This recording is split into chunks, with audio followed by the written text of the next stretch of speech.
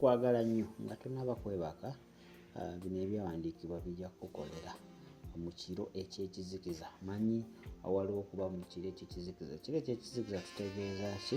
Waliwo omuntu okwebaka ne mufuna ebikutuga, ebikukozesa mu ngeri efaanana bwetyo, nga banne bali eri banyumira otulo abeebase, ate gwe oli awo ku buliri bw'otudde, abamu basula bakaaba. So mu kiseera ekyo ekyekiro ekyekizikiza, so zino ennyiriri zisobola okuba nga zikukolera n'ova mu maziga n'olekera okukaaba, ate n'okwata ebiwandiiko bino n'obisoma n'obisabiramu, ate Mukama ajja kuba ng'akuwa otulo otulungi. Kale ngero 3:24 mu Luganda gye bayita Proverbs chapter 3 verse 24 egamba eti, when you lay down you will not be afraid, when you lay down your sleep will be sweet.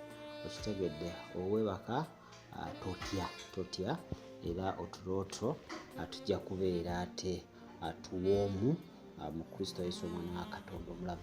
Bingi ebitukanga mu tulo, bingi ebitukanga ekiro.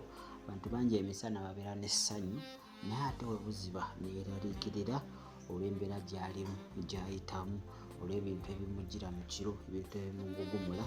Naye ekyandikibwa kikugambye oneebakanga ate totyanga kintu kyonna, ojja kubeera ate n'ekiro ekirungi. Kale Yokaana 4:17 agamba ati, peace I live with you, my peace I give you.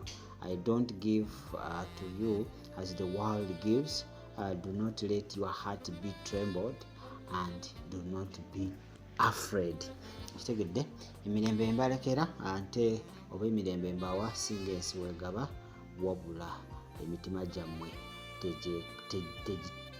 tegyeraliikiriranga ate tegikankananga. So omutima gwo wandibanga ekiro waliwo ebikukankanya, waliwo ebikumalako emirembe, waliwo ebikumalako otulo, banno nga bali bize mu nsi ey'omwoyo, emirimu giwumudde mu nsi ey'omwoyo. Mukama alina by'abalaga, ate ng'oli ku buliri bwo maziga meereere, asimanyi kiki ekifudde ekiro kyo okubeera ekyekizikiza.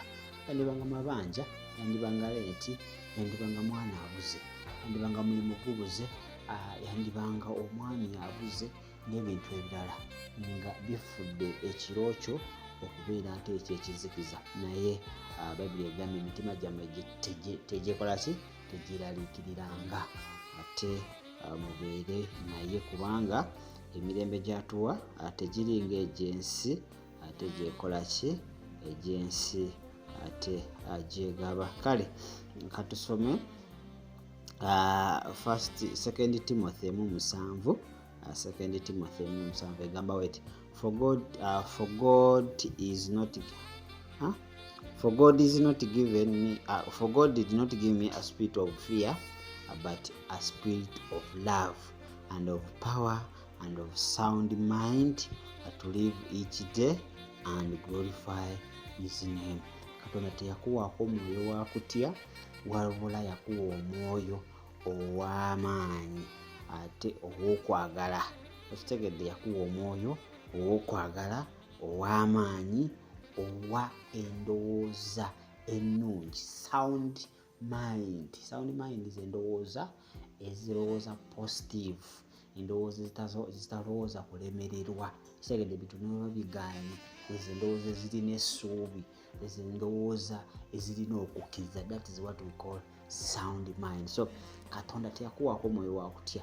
Byonna ebikutiisa ekiro, byonna ebijjira mu kirooto, waliyo ng'abantu wajjako bbalubu teyeebaka, alaba ebintu bitambula, ebintu bimugwa mu bulago. Kaakati nkubuulira olwaleero, Katonda teyakuwa mwoyo wa kutya.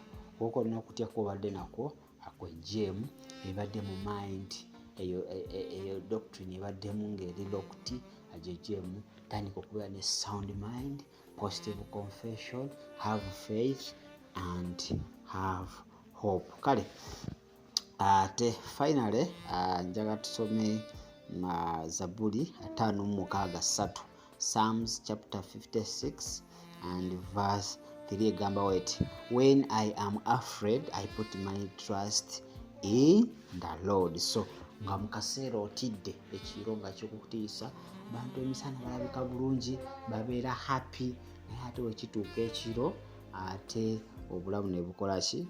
Obulamu ne butabuka nga yeeraliikirira ekiro ekituuse. So oba mu kaseera ng'otidde, obwesigwa bwo buteeke mu Mukama. Obwesigwa bwo bw'ekiro ky'olwaleero buteeke mu Mukama. Simanyi kiro kya kizikiza ki ky'olina mu bulamu bwo, naye ebyo byonna biteeke eri Mukama, ajja kubanga ate akuwanguza. Kale ojja kusoma Zabbuli 127 olwokubiri, ate ojja kubanga naawe olumalaawo. For he gives to his beloved sleep. Mukama awa otulo eri abo baayagala. Kwagaliza kiro ekirungi, ezo nnyiri zijja kukukolera.